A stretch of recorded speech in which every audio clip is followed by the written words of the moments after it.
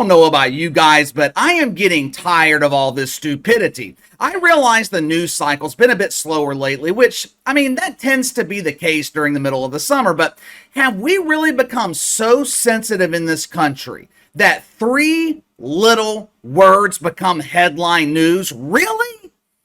Oftentimes during the summer months when I don't have the NFL or the NBA to entertain me, I'll go back and I'll watch old seasons of The Challenge on Paramount Plus. Now, for those of you that don't know, who aren't familiar, The Challenge, it is a long-running competition show that airs on MTV. Right now, it's one of the only new shows that actually airs on MTV. I could go on for hours about how Viacom allowed Rob Doofus to completely destroy one of their major television networks. MTV used to have major influence over American culture. Today, MTV is completely irrelevant, but anyway, The Challenge. It is a reality-based competition show where competitors, they compete in daily challenges. Whoever loses the daily challenge, they go into an elimination round where they compete against someone who was voted on by the other competitors in the house. I find older seasons of The Challenge to be the best seasons, especially when you compare them to how watered down the show's become recently. It has nothing to do with nostalgia. It has nothing to do with the level of competition. On a competitive level, the show's actually much better now than it was, 5 or 10 years ago. But back then, what made The Challenge so great was the fact that MTV was not afraid to offend people. Contestants on the show, they would get into fights, they would make insensitive jokes. MTV allowed them to be themselves. They allowed them to do and say things back then that they could never get away with today. Reality television in general was a hell of a lot better 10 years ago than it is right now. Why? Because networks were not concerned with standards and practices. They weren't afraid of the fake outrage on Twitter. Fake outrage coming from 35-year-old men who haven't seen the inside of a woman since birth. They weren't afraid of triggering emotional meltdowns from shitfucks in the mainstream media like the Star Trek virgin Mike Freeman. The bar for triggering fake outrage has been set so low that three little words cause an emotional panic throughout the mainstream media. I'm sure some of my older fans of Major League Baseball are familiar with Johnny Bench. Now, I had heard of Johnny Bench before this morning, but I'm not too familiar with his legendary baseball career. He played his last game in Major League Baseball 14 months before I was even born. Saturday afternoon, the Cincinnati Reds, they held a ceremony to induct 3 players into their Hall of Fame. Now, this entire ceremony was meant to honor the careers of Bronson Arroyo, Danny Graves, and former Reds general manager Gabe Paul. Now, Gabe Paul, he left us about 25 years ago, so his daughter Jenny was in attendance to accept the honor for him. But no one's talking about the career of Bronson Arroyo this morning. No one is talking about Danny Graves or the legendary teams that Gabe Paul built in Cincinnati. No. There was something far more important that needed to be addressed. There was a serious violation of the woke commandments that could not be overlooked. Charges needed to be filed. Supersized cucumbers needed to be supplied so proper punishment could be administered.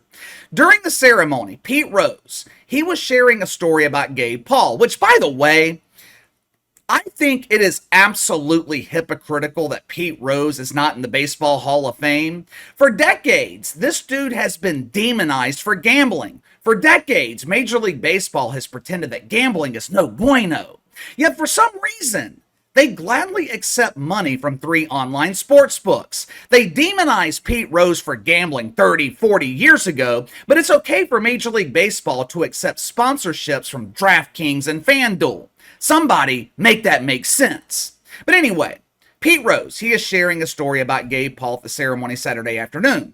He was talking about how Gabe Paul signed him to his first contract where he was making $400 a month. Adjusted for inflation, that's around $4,000 a month in 2023. Chump change compared to the salaries Major League Baseball players are making today. But during his story, Johnny Bench uttered 3 words that are being described as an insensitive joke by the mainstream media. Now, I'm going to take a second here before playing this clip to issue a trigger warning to those who choose to identify as shitfucks. If you're highly emotional and cry anytime you're exposed to words coming from someone lacking melanin, I would advise you to stop this video immediately and book a counseling session with your emotional support shovel. All right, here we go. Watch for yourself. When I got out of high school in 1960, Gabe Paul signed me to a contract for $400 a month. He was Jewish.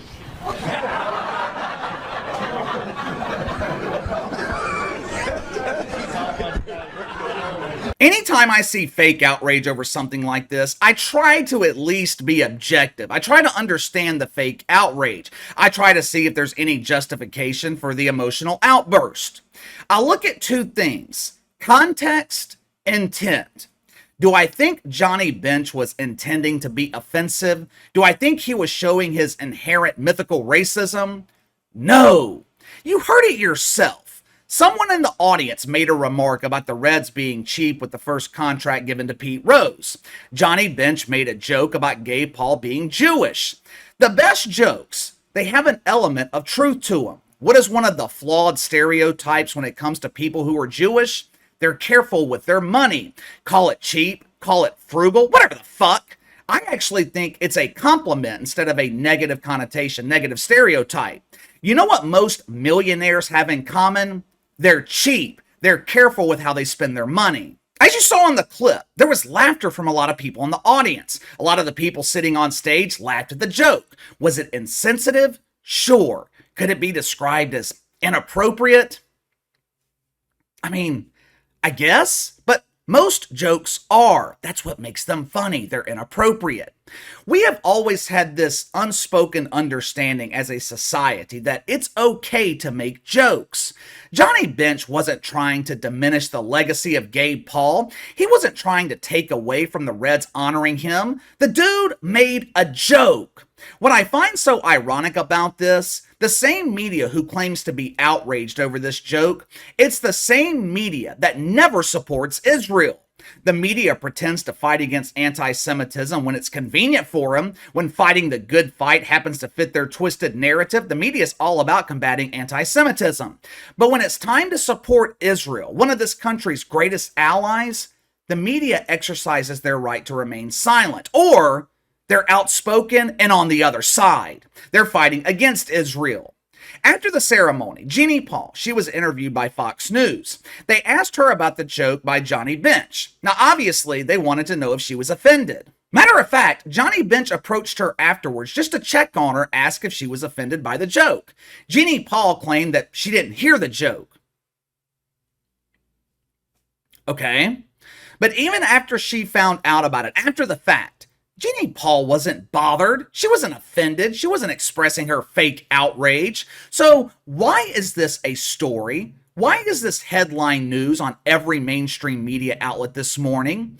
Because a handful of wanker spankers on Twitter express their fake outrage, the media decides to pick up the story?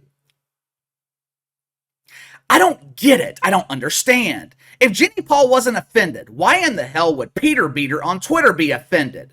The truth is, at least in terms of the media coverage of this story, this is not about Johnny Bench. This is not about an insensitive joke made at a Hall of Fame ceremony. This is not about anti-Semitism. That's just the cause being used to further the agenda. What this is really about is controlling free speech. Making people afraid to speak their minds, making people afraid to make jokes. The easiest way to control a population is to control speech and control the media. They've already gotten control of the media. We don't need analysis from Pythagoras to figure out which side the media is on. We talked about this same thing last week with Megan Rapinoe. Our favorite prepubescent boy was extremely emotional and upset. She wanted to silence Dave Chappelle because he was allowed to make jokes about Tina with the removed wiener, and there were no consequences to it. Megan Rapinoe claimed that comedy leads to violence against my fellow letters. In one of my dreams, S was attacking Z, R was attacking D. It was so traumatic. Other than her traumatic nightmares, there was not one shred of evidence provided by Megan Rapinoe that jokes made by Dave Chappelle incite violence. Just think about how much has changed in the last few years, and I'm talking about television, entertainment. Saturday Night Live used to push the boundaries of decency. The show has been watered down for years now. SNL's become painfully boring because they are worried about offending anyone not named Donald Trump. Orange Man bad. John Biden, he's going on 3 years in the White House. He has barely been mentioned on SNL. Classic shows like Friends would never be allowed on television today. If I remember correctly, a couple of months ago, the media was accusing Friends of mythical racism because it had an all-white cast. Legends like Howard Stern are completely unrecognizable today. Howard Stern has become the same person that he used to fight against, that he used to despise. This dude was one of the biggest advocates for free speech. Howard Stern laid the foundation of his career by being inappropriate and offensive. Howard Stern from the 1980s and 1990s, he would never be allowed on radio today. If Marshall Mathers was trying to enter the music industry in 2023, we would never hear from Eminem.